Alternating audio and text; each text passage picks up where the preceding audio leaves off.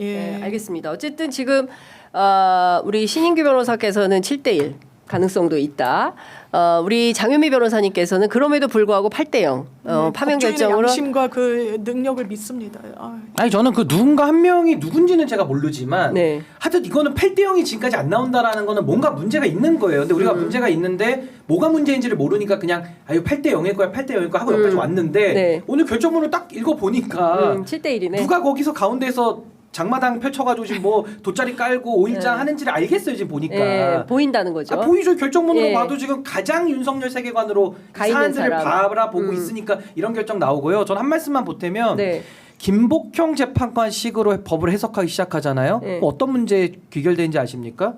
그러면 삼권분립 체계 하에서 행정부와 입법부가 대립합니다. 그럼 그걸 누가 해결해 줍니까?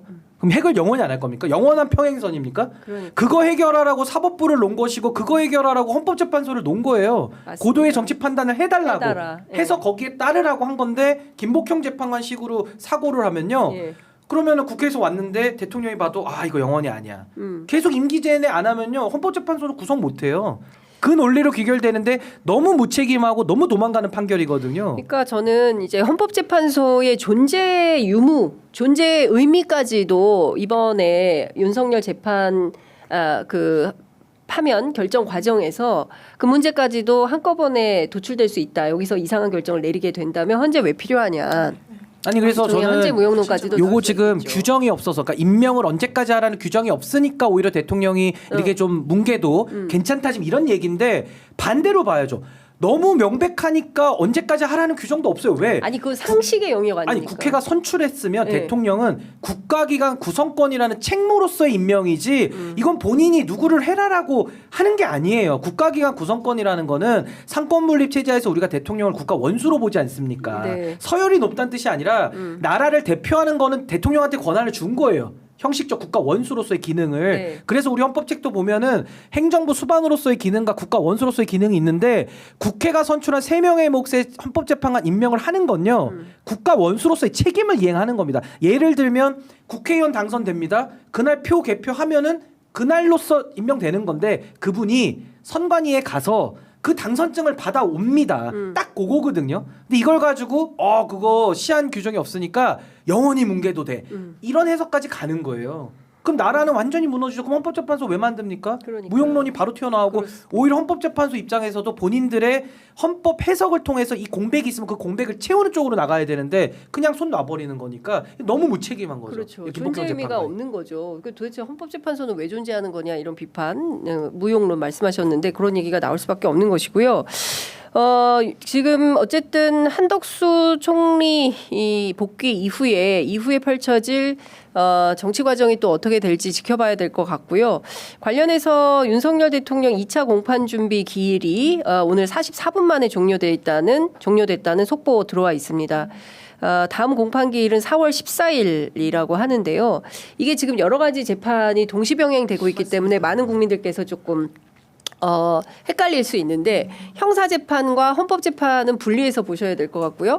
이 헌법재판은 이번 주 안에 끝내야 한다라는 게 이제 국민적 여망이 돼버렸습니다. 그리고 오늘 앞서 출연했던 노종면 의원 같은 경우에는 일주일 동안 그야말로 이제 총궐기를 해야 된다. 그렇게 해서 헌법재판소가 하지 않으면 안 되는 거고 이번 주 기일을 넘긴다고 한다면 이건 4월 넘어서까지 가는 시그널로 봐야 되는 거다. 매우 엄중한 시기다. 이제 이런 분석합니다. 이번이 3월 말이에요. 지금 4월 18일에는 2명의 헌법재판관 임기가 끝납니다. 지금 우려는 이번 주에 안 나오면 또 다음 주 4월 18일까지 어떻게 난다고 또 장담을 합니까? 2명이 빠지면 6명밖에 남지 않아요. 전원일치를 해야 돼요. 한 명이라도 각하 의견이나 다른 의견을 내면 이건 답이 없는 겁니다. 이 상황을 초래하기 전까지 빨리. 왜냐하면 저는 여론 재판은 최소한 아니기 때문에 여론에 따라서 파면할 걸 뭐 인용하고 기각할 걸 파면할 거라는 생각은 하지 않아요. 다만 박근혜 대통령 때랑 다르다는 건 정확하게 인지해야 됩니다. 그때 9대1 원사이드 했지만 지금 여론이 그렇지 않아요. 6대4. 그러면 헌법재판관들도 사람이잖아요. 사람 뭐 극히 안 만난다고 하지만 이거 파면되면 안 된다 어찐다 이런 거에 대한 의견 청취가 있을 수도 있어요. 나아가서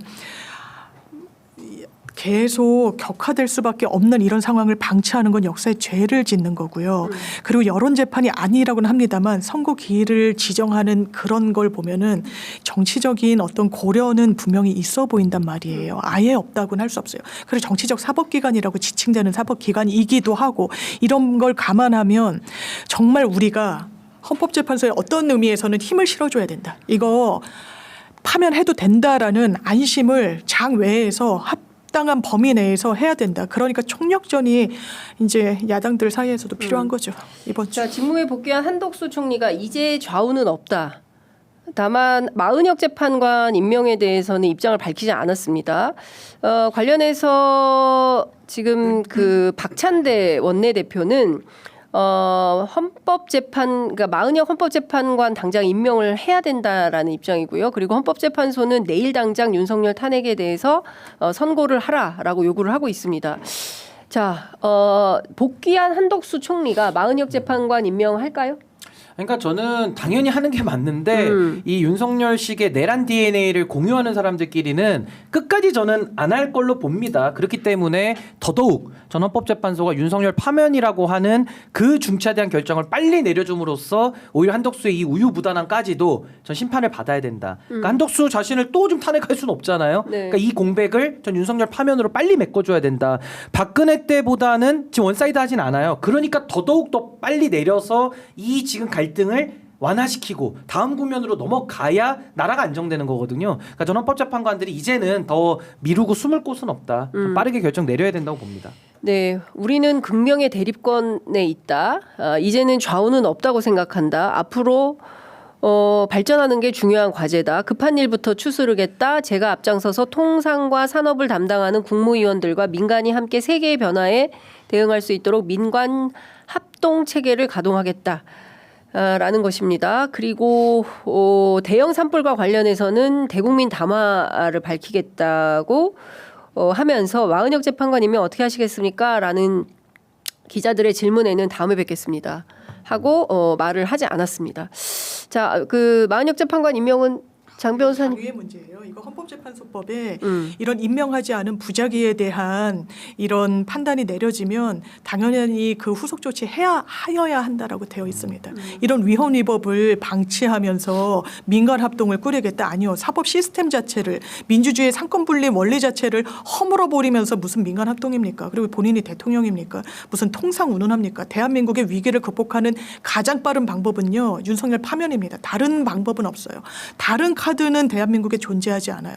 거기에 힘을 실든지 아니면 본인이 할 수 있는 일은 최소화되는 거지 뭘 의기양양하게 이런 입장을 냅니까? 그 우리가 공적인 역할 감당하는 분한테 두 가지 책임 묻거든요. 하나가 정치적 책임, 탄핵, 하나가 사법적 책임입니다. 저는 한덕수 총리는요, 이거 직무유기로 저는 반드시 고발해놔야 된다고 보고요. 윤석열 파면으로 이제 정리가 되면 이 행위에 대한 전 책임은 반드시 사법적으로 좀 물어야 된다고 봅니다. 직무유기로 처벌받아야 됩니다. 알겠습니다. 정말 그 엄청나게 높은 파고 속에 있는데요. 관련해서 여러분들께 꼼꼼하게 사실관계를 바탕으로 해서 분석까지 해드리도록 하겠습니다.